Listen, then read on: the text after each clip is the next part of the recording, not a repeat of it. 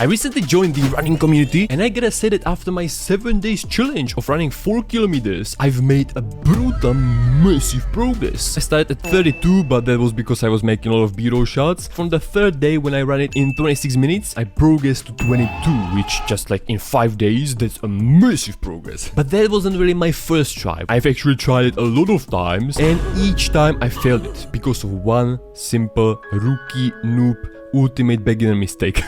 5 ways how to say the same thing. If you are about to go for a long run and you want to run it faster, then you have to actually run slower so you run it faster. Does it make sense? Not really, but it works like that. And just so I'm not here talking, the running channel also has a video on this topic. Because I believe a lot of you will be like, why should I listen to this man noob? He just started running for 7 days. 10 days ago, you know. So let's check it out first, and then I will show you my running experiment of trying to run really fast, and then I will run again the same 4 kilometers, but I will run with a slow tempo, basically just like an 80 years old guy. And also I will put on stopwatch, track how long I can run and how far I can run. The difference is massive. Again, massive. Stick around with me. Why running slow makes you faster. Would you like to get faster? Well, then there's a secret. Run slower. Bear with me, don't leave. If you stick around, then I'm going to talk you through how ultimately running slowly... Okay, let's stop messing around. I just had to make this joke. How ultimately running slowly was the secret to how I managed to compete at the Olympics. So, we better get running.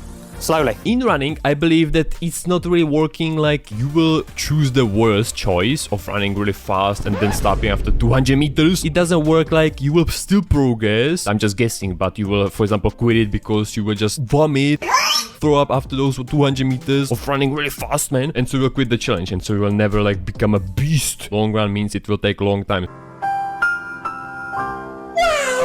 So there's no point of like trying to run 20 kilometers in 10 seconds. 8 years old guy's tempo. You will start running. It will be really easy, let's say. Well, it will be hard, but it will be somehow manageable. Once you will get used to it, you will slowly increase the tempo, you know. Maybe you could compare it to maxing out on pull-up. For example, as a beginner, you will try every single workout pull-up and it's your max effort. That's also not really a best way how to progress. So same with the running. And by the way, we have to admire the fact that he's able to speak while running. For a little bit of context, when I was competing, I'd have started some of my slower runs outside or slower than 8-minute miling. And whilst that might not sound all that slow, ultimately I was racing at sub 4-minute miling. So that's the massive difference between my slowest and fastest runs. Now, there's a reason that recovery runs are designed to be run slowly. It helps you to recover in terms of your muscles and your joints efficiently and safely without increasing your risk of injury. Yeah, sure. I experienced that when I did the first test of running very fastly at the beginning. After that run, I felt more like rusty, especially my feet, ankles, because I have flat feet, and so the mechanics of, you know, I would need some things to put into my shoes. Start very slowly, not just because of the fact that you will run actually slower if you will run fast, but you have to get used to it. Your muscles, ankles, joints, everything. You will not fail the challenge. It'll be better for you and reduce risk of injury. As well as reducing the risk of injury directly. Basically, here you see the tempo. I believe that this is a good tempo to maybe even slower. Maybe. Regular slower and recovery runs can actually reduce the impact and intensity of DOMs by increasing blood circulation and clearing out the lactate in your system. You might have heard the phrase no pain, no gain, but definitely no pain, no gain. Okay, but in this case it doesn't work. Don't pay that any heed. There's really good evidence now that going back to back with intense exercise, not giving yourself time to adapt and recover, has a massively increased risk of you getting injured. That works only if you take steroids.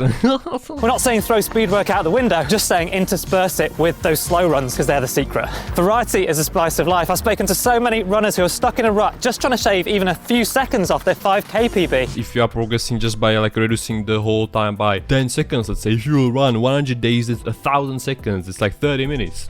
So it doesn't make sense, but you understand. Strive for being 1% or like 0.1% still. Progress is a progress. It will add up to 100% over some period of time. If you are progressing, keep doing it. Once you will stop progressing, then you are fucked up. And invariably, when I've spoken to them, that's been because they're doing the same workouts as... No, for example, you see this tempo. This is, for example, how you should start running. Quite like faster walk, let's say, almost. They're doing the same workouts, the same runs again and again and again. And it's not just a physical barrier to progress, it's a... You should set 4-kilometer circuit as I did. You have to get used to it. It will be harder, then you will get used to it, but then you have to again make it harder by running faster. So technically the running never gets easy. Mental barrier too. Ultimately it's demotivating and boring. So you need variety because your body responds better and adapts more, and you'll make more progress through changes in stimulus. So highs and lows, that's interval training, cross training, and yes, those slower runs to allow your body to quite literally think on its feet. The other benefit is that you're always working in your aerobic zone, which means your body's able to take on enough oxygen to meet the requirements of those working muscles. Breathing is a very important thing when it comes to running and exercise in general. So my thing I noticed, I will spoil here everything before we get into my experiment, but thing I noticed when I ran really fast, I ran those a few meters, and after that the whole running was just pain in the ears, and I was just Now, over time, your body begins to adapt, which means it becomes more efficient at converting the energy that your muscles need. And ultimately, that leads to you running further and faster. So you should feel more comfortable on those prolonged runs, but an added side benefit, provided that your slower runs are part of a varied training plan, is you should see an increase to your VO2 max score. If you'd like to know more about VO2 max, then check out our video here all about that. Now, if you are running slowly, it's pretty likely that you'll have a relatively low heart rate, potentially around about zone 2 as a consequence of running slowly, depending on how you've got your heart rate set up. Okay, nice, but I don't have smart watches, man.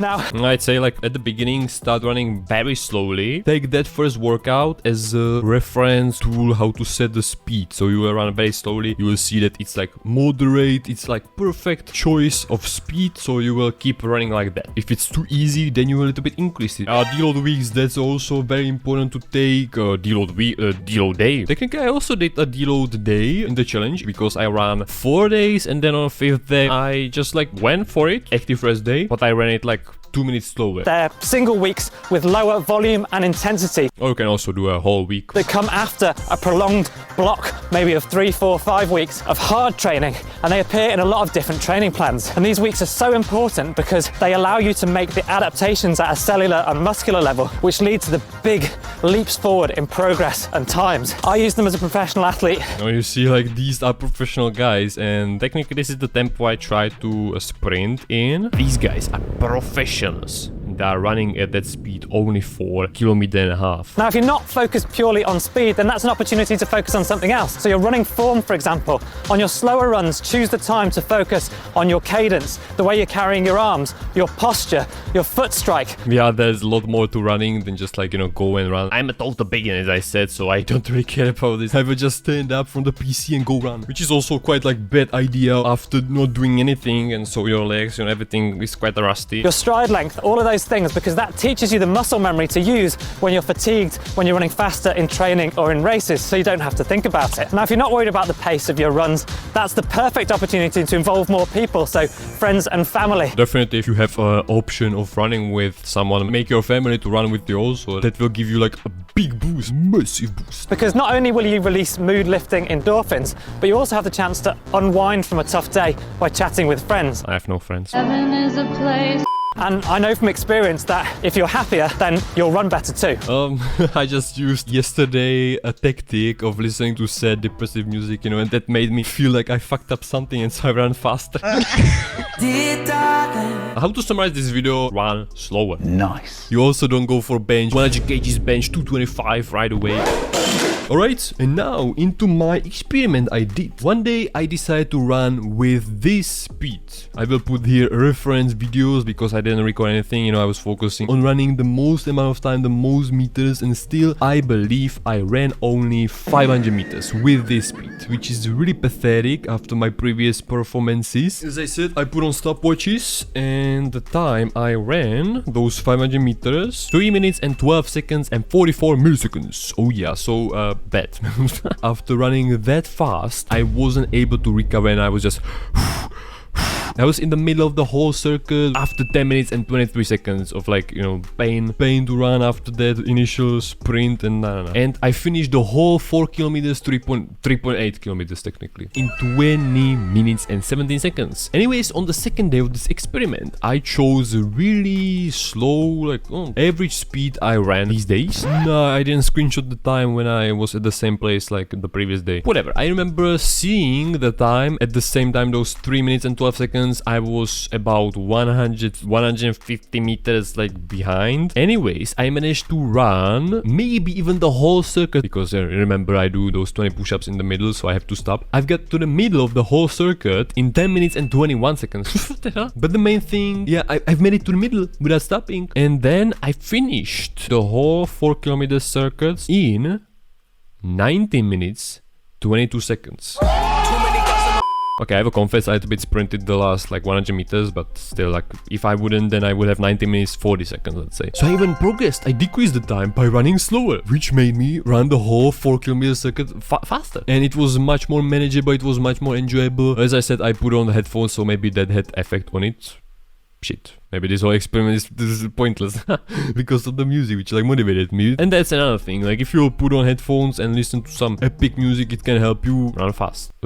It wasn't the best day for me, yeah, I noticed that, but I still managed to have an average performance. I ran it like the fastest, so what the hell I'm talking about here? Yeah, basically, man, what the hell, just go run and run slow, run slow. As we saw it, those professional runners ran probably with this, I don't know their height, ran with the similar speed I ran the first day of this experiment, just for 1.5 kilometers, and those are professionals. I'm a noob and I tried to run it also, and I just ran 500, 400 meters. Comment down below how are you doing, how you are progressing on your running journey. For example, you can comment down below how fast you can run 4 kilometers. Probably all of you are faster than me. I'm just like weak ass. I'm just getting into the running community world. So give me some time and I will be a new Usain Bolt of long distances.